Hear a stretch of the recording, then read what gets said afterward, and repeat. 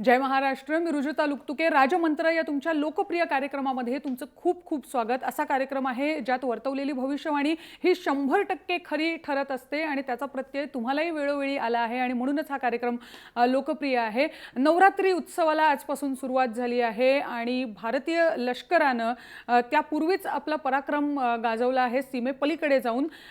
या अनेक मुद्द्यांवर आज या कार्यक्रमात आपण बोलणार आहोत आणि त्यासाठी पंडित राजकुमार शर्मा नेहमीप्रमाणे कार्यक्रमात आलेले आहेत. पंडित जी, बहुत बहुत स्वागत है आज आपका. नवरात्रि का पहला दिन है तो और घट स्थापना घरों में हो रही है. क्या मंत्र इस हफ्ते के लिए आप हमें सुनाएंगे? देखिए, ये शक्ति का पर्व है और हिंदुस्तान में, हमारे भारतवर्ष में शक्ति का बहुत महत्व है. नव दुर्गा, नवरात्रि, नवरात्रि यानी नव दुर्गा, नवरात्रि, नवग्रह. आप देखिए, हर देवी का ग्रहों से भी ताल्लुक है. और आपने देखा होगा कि महाराष्ट्र में प्रत्येक देवी पर्टिकुलर नवरात्रे के दिन अलग अलग रंग हैं. जैसे आज ग्रे कलर है और उन रंगों का कहीं ना कहीं ग्रहों से बहुत बड़ा संकेत मिलता है. जैसे आज ग्रे कलर है, ग्रे, ब्लैक, ब्लू शनि के कलर है. आज शनिवार है और आज के दिन जो प्रतिपदा है, इस बार नवरात्रे जो हैं वो 10 हैं.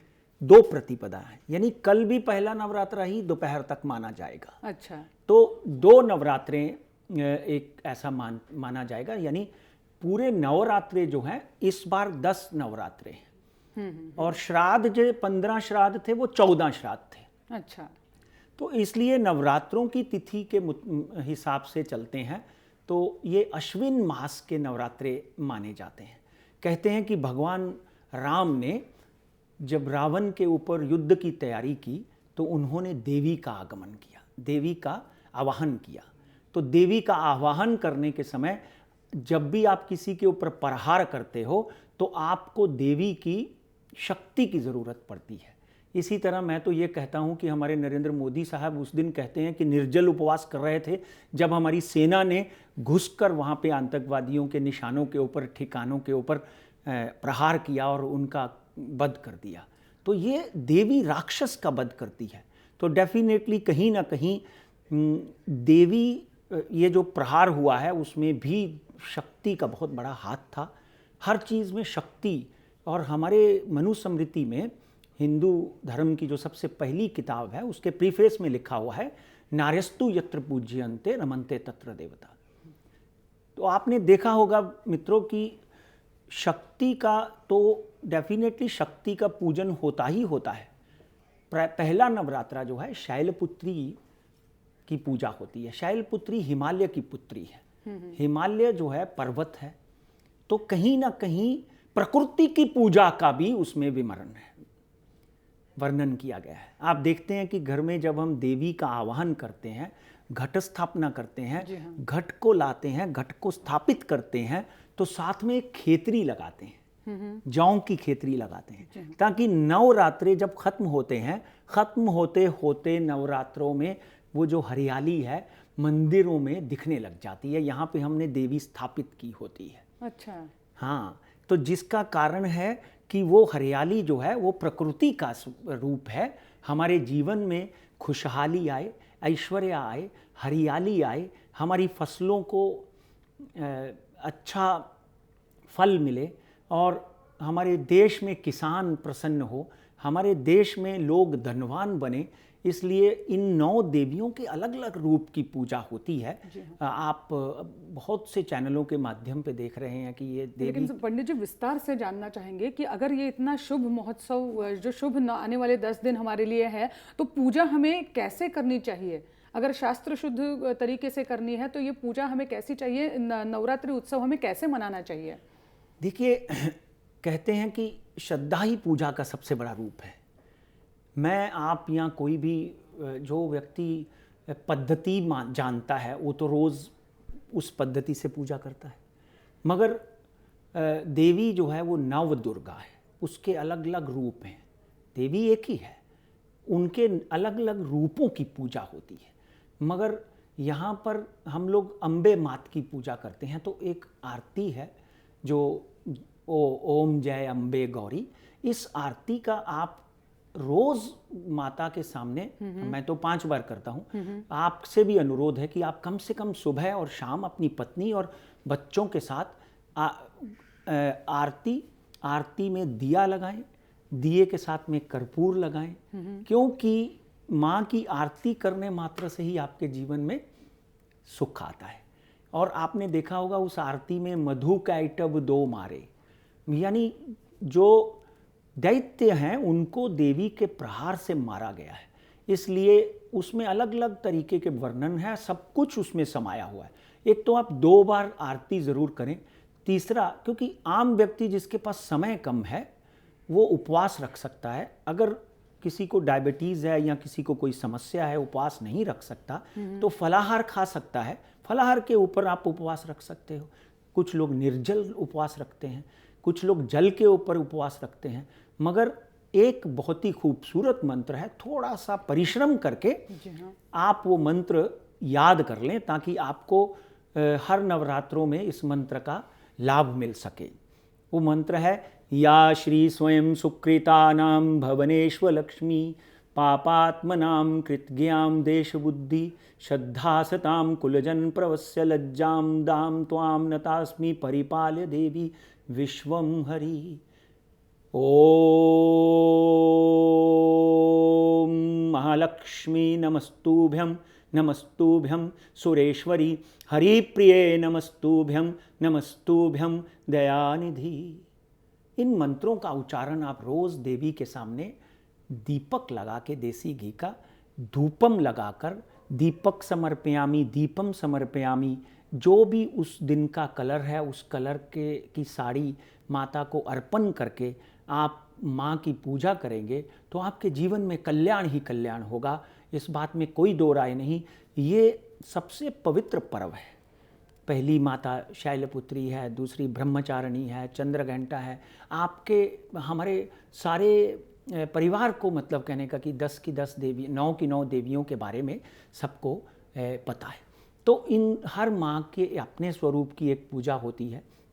ये भी आज की जो माँ है शैलपुत्री, वो पर्वतराज की पुत्री है और उसकी पूजा करने मात्र से ही जीवन में आपको सफलता मिलेगी। वो वृषभ के ऊपर, बैल के ऊपर चढ़ी हुई हैं, त्रिशूल धारण किया हुआ है और सफ़ेद कलर की साड़ी पहनी हुई है। और पार्वती ने कठोर तपस्या की भगवान शिव को वर के रूप में पाने के लिए, और उनकी तपस्या सफल हुई और वो भगवान शिव को वर के रूप में पा सकी। इसलिए आप अपने जीवन को सफल करने के लिए, देखिए जीवन में अगर कहते हैं स्त्री ना हो तो पुरुष अधूरा होता है, इसी तरह प्रकृति ना हो तो संसार अधूरा रहता है। ये संसार जो है शून्य हो जाएगा अगर स्त्री ना हो। धरती क्या है, स्त्री क्या है, माँ है, जीवनदायिनी है, इसलिए शक्ति का प्रतीक है। इन 9 देवियों की पूजा करने मात्र से आपके जीवन में प्रसन्नता आएगी। और एक बात बहुत महत्वपूर्ण आपको मैं बता देता हूँ, आप दररोज उठकर इन्हीं दिनों आप अपनी माता के चरण जरूर छुएं, क्योंकि जो आपके घर में जीवंत माता है, जिसने आपको जन्म दिया है, जो आपकी जीवनदायिनी है, अगर आपने उसकी इज्जत नहीं की तो ये देवियों की पूजा करने का भी कोई अर्थ नहीं। इसलिए मित्रों, घर में अपनी माँ को प्रणाम करें और बाद में आप अपने मंदिर में देवी की पूजा करें, डेफिनेटली आपकी पूजा सफल हो जाएगी। तो शुरू करते हैं आज का अपना पंडित जी, बहुत अच्छा लगा आपसे ये सब बातें सुनकर, और जी, बहुत बढ़िया लगा, और अभी से मैं प्रसन्न खुद को महसूस कर रही हूँ ये सब आपकी बातें सुनकर। बिल्कुल। और जैसा आपने कहा, आगे की तरफ बढ़ेंगे, आगे के अपने विषय जो है। और सबसे पहला मुद्दा मुझे जो उठाना है आपके सामने वो है, अब ऑपरेशन जो तो भारतीय सेना ने पीओके में घुसकर किया है, उसके बाद उसका क्या असर हमें पड़ता दिखता है अंतर्राष्ट्रीय, अगर हम सोचे तो? देखिए, एक बात तय है कि हमने पिछली ही बार 24 तारीख को शायद इस कार्यक्रम में ये प्रेडिक्ट कर दिया था। बहुत लोगों का अभिनंदन आया, बहुत बहुत धन्यवाद। आप लोग इस मात्रा में अभिनंदन करते हैं, इस मात्रा में आप, और आपने जिस शिद्दत के साथ, जिस पावर के साथ बोला था कि अब लोग कहते हैं कि पाकिस्तान में घुसकर मारना चाहिए, तो कहीं ना कहीं ऐसा लग रहा था कि आप भी बड़ी दुखी हुई है ये जो भी हो रहा है। तो बिल्कुल वैसा ही हुआ और नरेंद्र मोदी और भारतीय सेना का अभिनंदन, और बहुत गर्व से हम कह सकते हैं कि हमारे सैनिकों ने जिस तरह से चतुराई, चालाकी और जिस जिस धैर्य का, जिस बहादुरी का प्रदर्शन किया है, उसके लिए हम उनको सैल्यूट करते हैं। इसी तरह भारत का नाम रोशन करिए। और यहाँ तक ग्रहों की बात है वो अपनी जगह पर है। मैं ये कहते आया हूँ कि पाकिस्तान की कुंडली 14/8/1947 के ऊपर निर्भर है। आज की अगर हम गोचर की बात करें तो 7 नंबर में कहीं शुक्र बैठा हुआ है जो ऐश्वर्य देता है।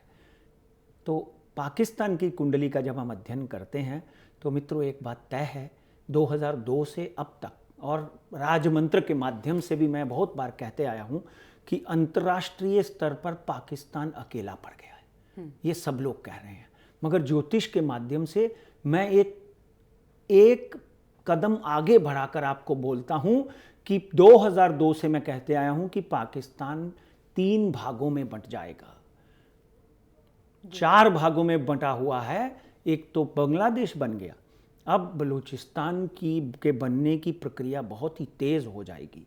यहाँ पे अंतर्राष्ट्रीय स्तर पर यूनाइटेड नेशन जैसी एजेंसीज जो हैं उसका समर्थन करेंगी, भारत समर्थन करेगा, बाकी के देश समर्थन करेंगे, और कहीं ना कहीं पाकिस्तान के पास एक 3 टापू या लाहौर तक, ये कह लीजिए कि कराची, सिंध और लाहौर, थोड़ा एरिया जो है वो भी कराची जो है वो फ्री पोर्ट बन के दुबई के जैसा रह सकता है। मगर पाकिस्तान के लिए अगले 12 से 13 साल बहुत ही ख़राब हैं। अगर पाकिस्तान कहीं भी रिटेलिएट करता है तो उसको पता है कि भारत अकेला नहीं। देखिए नरेंद्र मोदी के ऊपर बहुत सी उंगलियां उठी कि ये हर रोज़ बाहर चले रहते हैं, हर रोज़ कभी कहीं जाते हैं, हर जगह भाषण झाड़ते नहीं। आज पता चलता है कि विदेशों में जाकर उन्होंने जो रणनीति अपने शत्रु को घेरने के लिए बनाई थी वो कितनी सक्षम थी।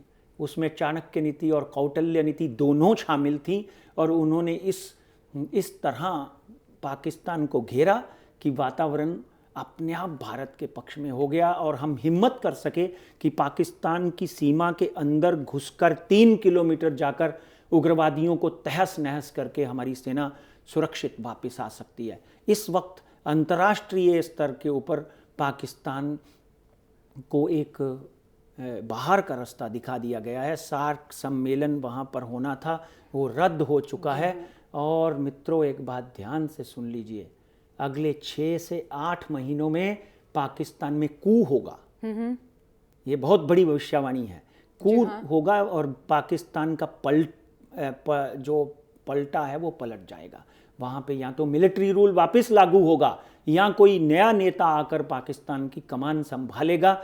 इस तरह के वातावरण पाकिस्तान में पैदा हुए हैं, क्योंकि पाकिस्तान में 30 से 35% ऐसे लोग हैं जो भारत का इस अटैक का, इस हमले का समर्थन कर रहे हैं कि जो हुआ वो बहुत अच्छा हुआ, क्योंकि वो लोग भी वहां पर पीड़ित हैं, इस उग्रवाद से पीड़ित हैं। इस वक्त भी शनि मंगल की राशि में है, और मैंने आपको पिछली बार बोला था कि 16/9 को मंगल अपनी राशि में चला गया है। नरेंद्र मोदी का पराक्रम बढ़ेगा, हमारे देश की उन्नति होगी। शुक्र 7वें घर में अपनी राशि में बैठा हुआ है। ऐश्वर्य, धन, पराक्रम, सामाजिक प्रतिष्ठा, देश उन्नति की तरफ आक्रामक तरीके से बढ़ता हुआ दिखाई देगा। अंतर्राष्ट्रीय स्तर पर वो दिन दूर नहीं जब हम एक डेवलप्ड कंट्री की सूची में 1 या 2 या 3 में आते हुए दिखाई देते हैं।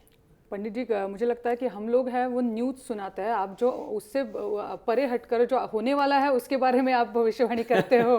देखिए ये तो प्रभु की कृपा है, और आज तो वैसे भी देवी की उपासना और हमारे व्रत शुरू हो जाते हैं, तो हम भी हर व्यक्ति चाहिए होती है। ये 9 दिनों में हम ऊर्जा एकत्रित करते रहते हैं कि ताकि आप सबका भला हो, राष्ट्र का भला हो, और हमारे देश में प्रसिद्धि हो। हम तो माँ के सामने आज हाथ जोड़कर प्रार्थना की कि हमारे देश को सुदृढ़ता और हमारे देश की उन्नति, हमारे देश में शांति, हमारे देश में शत्रु जो है कोई प्रहार ना कर सके, और हो कर सके तो पकड़ा जाए और सत्यानाश हो जाए उसका। हमने तो माँ के सामने प्रार्थना की है आज, और ये प्रार्थना सफल होगी 100%। माता रानी जो है वो नरेंद्र मोदी और उसकी पूरी टीम के साथ में खड़ी होकर शक्ति का प्रदर्शन करते हुए दिखाई देंगे, और भारत जो है हर जगह पर विजयी प्राप्त करेगा। बिल्कुल। पंडित जी, इस शो के माध्यम से और एक चीज़ कहना चाहूँगी कि पिछले हफ्ते जो आपने भविष्यवाणी युद्ध के बारे में की थी, लाख से भी ऊपर लोगों ने वो देखी हुई है, और उसके कुछ खत हमारे पास है जिनके नाम मैं ज़रूर शो के अंत में गिनवाना चाहूँगी। लेकिन उससे पहले आगे के टॉपिक पे चलते हैं, और वो मुद्दा है सलमान खान और एक बार विवाद में आ चुके हैं, और इसलिए क्योंकि उन्होंने कहा है कि पाकिस्तान के जो कलाकार भारत में आकर यहाँ अभिनय के क्षेत्र में काम करते हैं, उनको वापस भेजा गया है, और वो सलमान खान कहते हैं कि ऐसी ज़रूरत नहीं, कला क्षेत्र में से युद्ध दूर रहना चाहिए। इस बात से अब वो विवाद में आ चुके हैं, तो क्या सलमान और विवाद, ये समीकरण ऐसा ही बना रहेगा? देखिए, पिछले हफ्ते भी हमने इस विषय के ऊपर चर्चा की थी, और मैंने ये बोला था कि इनको वापस जाना पड़ेगा। जी हाँ। मैं तो ज्योतिष का कार्यक्रम करता हूँ। सलमान भी देशभक्त हैं।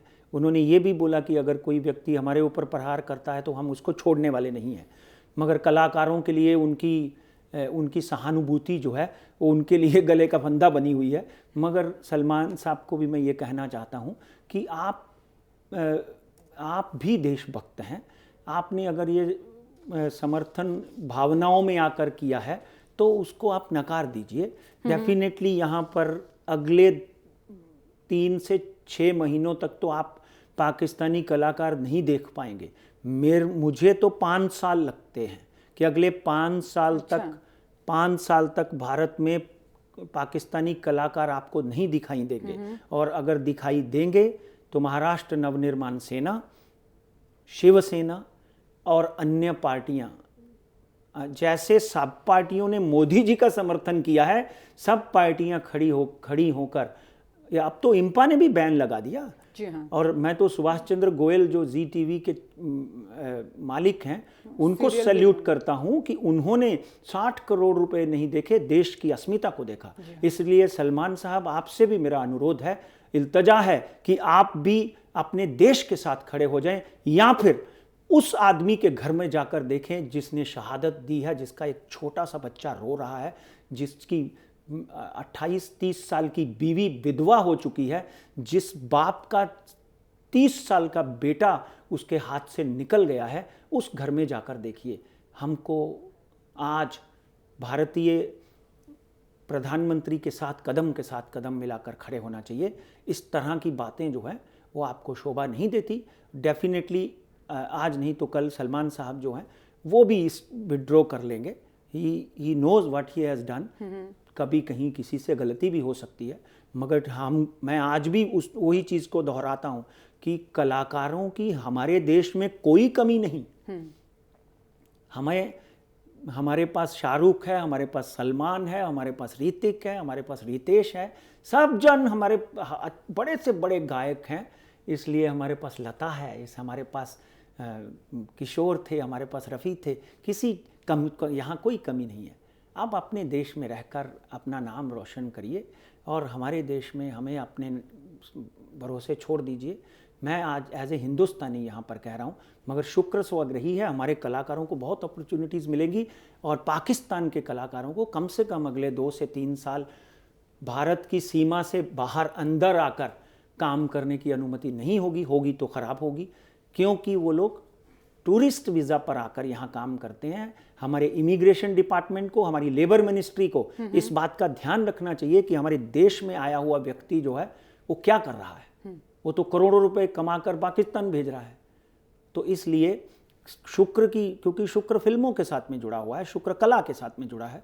अगर शुक्र की प्लेसमेंट देखें तो हमारे देश के ये जो हुआ है, ये शुक्र की प्लेसमेंट की वजह से भी मानता हूं मैं कि वो लोग बाहर गए और हमारे लोगों को अपॉर्चुनिटी मिलेगी। हमारे यहाँ पर बच्चों की कोई कमी नहीं, and those childrens are going to get opportunity for their career. Pandit ji, फिल्मों का विषय निकला हुआ है तो धोनी की एक film Dhoni untold story release हुई है कल। पहले दिन तो ओपनिंग अच्छी मिली है फिल्म को, क्या आगे भी बैटिंग करेगी ये फिल्म? देखिए, सुशांत राजपूत उसमें है, सुशांत सिंह राजपूत। जी हाँ। जब हम उनकी कुंडली का अध्ययन करते हैं तो डेफिनेटली इस फिल्म को अच्छी कमाई होगी, और जो भी इस फिल्म में इन्वेस्टमेंट हुई है उससे डबल या ट्रिपल इन्वेस्टमेंट के साथ प्रॉफिट होता हुआ दिखाई देता है। It's a successful venture.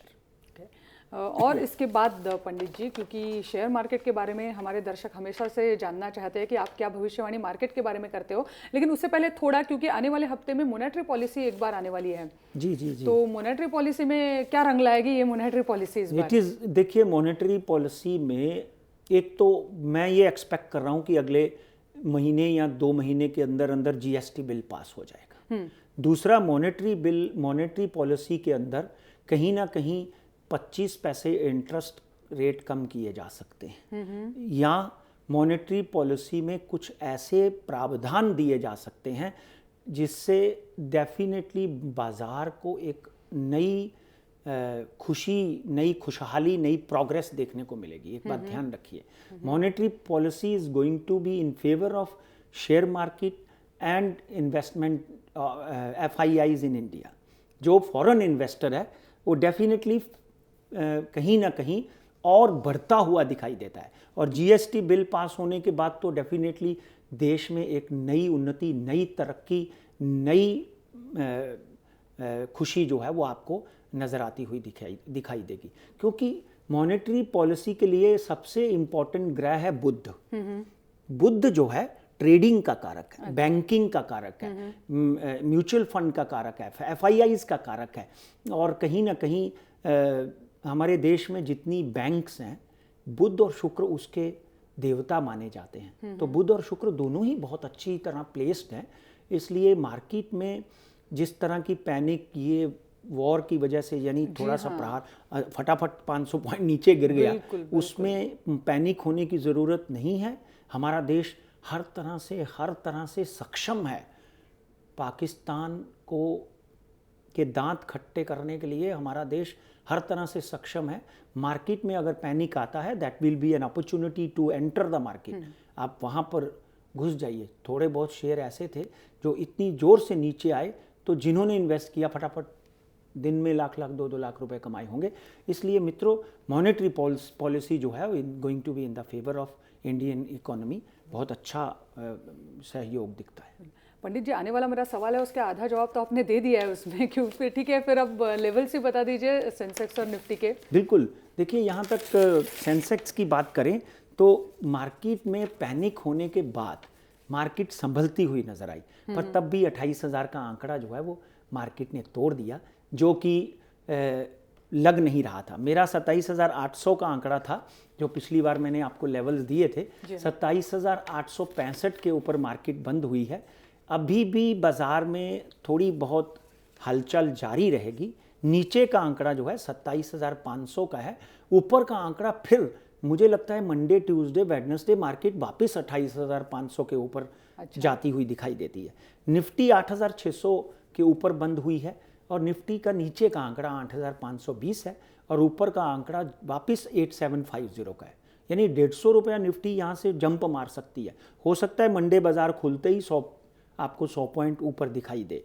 और गोल्ड की बात करें तो गोल्ड ने भी एक अच्छा जंप मारा था, 31,800 तक गया। अब भी गोल्ड 30,742 पे बंद हुआ है। गोल्ड में 30,600 का नीचे का आंकड़ा और 31,600 ऊपर का आंकड़ा। Suddenly you will see gold rising. मित्रों, फिर वही मेरी फेवरेट कमोडिटी चांदी की बात करें तो चांदी में एक बढ़िया गिरावट 2-3 हज़ार रुपये की आई है। 45,700 के ऊपर चांदी बंद हुई। इट वाज टचिंग 45,400 आल्सो, मगर अब भी चांदी में एंटर करने वाली बात है। नीचे का आंकड़ा स्टॉप लॉस रख के आप 45,600, 45,500 का, ऊपर का आंकड़ा मेरा 47,000 का है। तो 1,500 रुपया आपको कमाने को मिल सकता है। क्रूड ऑयल, मैंने बोला था आपको कि 2,900 के ऊपर एंटर करिए। आज भी क्रूड ऑयल में मैं बुलिश हूँ। 3232 पे बंद हुआ है, 3232 पे। Crude oil can come down to maximum 3100 now, मगर आगे का जो क्रूड ऑयल का लेवल है वो 3500 का दिखाई देता है। इसलिए मार्केट में अगले हफ्ते बहुत ही अच्छा कमाने का योग आपको मिलेगा, ये बात पक्की है। और कहीं ना कहीं अगर आपको डर है कि कहीं पाकिस्तान अटैक कर देगा, कहीं ना कहीं कोई ऐसी कोई बात दिखती नहीं है। छिटपुट घटनाएं आपको नज़र आती हुई दिखाई देंगी, क्योंकि डरा हुआ व्यक्ति अपने आप को ही बचाता है, अटैक नहीं करता। इसलिए they are saving their skin, they are not having any face to show it to the world. जो आपने अंतर्राष्ट्रीय स्तर पर उनकी परिस्थिति पूछी, तो एकदम उनकी परिस्थिति एक नालायक बच्चे के जैसी है। पंडित जी, इसका कहने का आपका कहने का मतलब तो ये हुआ कि ये नवरात्रि है सबके लिए बहुत अच्छी रहने वाली है, भारत में हर एक व्यक्ती के लिए। बिलकुल बिलकुल बिलकुल. तो आता वेळ झाली आहे खरं तर या कार्यक्रमात इथेच थांबायचे, पण जसं सुरुवातीला मी म्हटलं होतं, युद्धाच्या भविष्यवाणीनंतर लाखो पत्र पंडितजीने आली आहेत, त्यातल्या काही निवडक नावं सांगते ज्यांनी खूप लांबून आपल्याला हे कळवलंय की त्यांनी ती कार्यक्रम बघितला आणि त्यांना आवडला. विराज सिंगापुरिया, हरदेव सिंग, सीमा देशमुख, सुलोचना पाटील, राहुल देशमुख, अंजली हसबनीस, शिरीष कुमार, उमंग देसाई, बबलू देसुया, महबूब कासर, समीर सिसरिया, राघवेश देसाई अशी काही नावं आहेत. आणि त्याचबरोबर जे नियमितपणे राजमंत्र हा कार्यक्रम बघतात आणि आपल्याला दर आठवड्याला कळवत असतात अशी काही नावं आहेत. सचिन आल्हाट पुण्याहून, नाशिक, निखिल क्षीरसागर नाशिकहून, अनंत बोवलेकर, गंगाधर येमेवार, हर्षल घाडगे, रवींद्र भोंगळे, कृष्णा यादव, ज्यांनी जालनामधनं महाराष्ट्रात म्हणजे जालन्यातनं ते हे कार्यक्रम नियमितपणे दर शनिवारी बघत असतात. या सगळ्यांचे खूप खूप आभार, कारण तुमच्या सदिच्छांच्या जोरावर हा कार्यक्रम पुढे सरकत असतो. पंडितजींना सुद्धा नवीन नवीन प्रेरणा त्यातनं मिळत असते. बहुत से लोग लिखते हैं, सबके नाम हम नहीं पढ़ पाते हैं, मगर आप सब लोगों का हाथ जोड़कर अभिनंदन कि आप लोग इतना प्यार करते हैं इस कार्यक्रम को। बिल्कुल. पंडित जी, बहुत बहुत शुक्रिया, आज आपने शो में हिस्सा लिया और कई भविष्यवाणियां आपने की हुई है जिसके बारे में हम जरूर आपका अभिनंदन आने वाले समय में करेंगे. तो यूपी की और पंजाब की भविष्यवाणी करनी है हमने. जी हाँ, हाँ बिल्कुल. तमिलनाडु के बारे में भी बात करनी है. तमिलनाडु की मिसिस जयललिता बहुत बीमार हैं, उसके बारे में अगले हफ्ते अपन लेंगे. डेफिनेटली पानी का मुद्दा है वहाँ का, और जयललिता बहुत बीमार चल रही हैं, उसकी बात करेंगे. उनके जीतने की भविष्यवाणी हमने की थी, अब उनकी सेहत कैसी रहेगी उसके बारे में भी अगले हफ्ते चर्चा करेंगे. बिल्कुल. तर इथे वेळ झाली आहे कार्यक्रमात इथेच थांबण्याची, पण तुम्ही बघत राहा जय महाराष्ट्र, थेट अचूक बिनधास्त.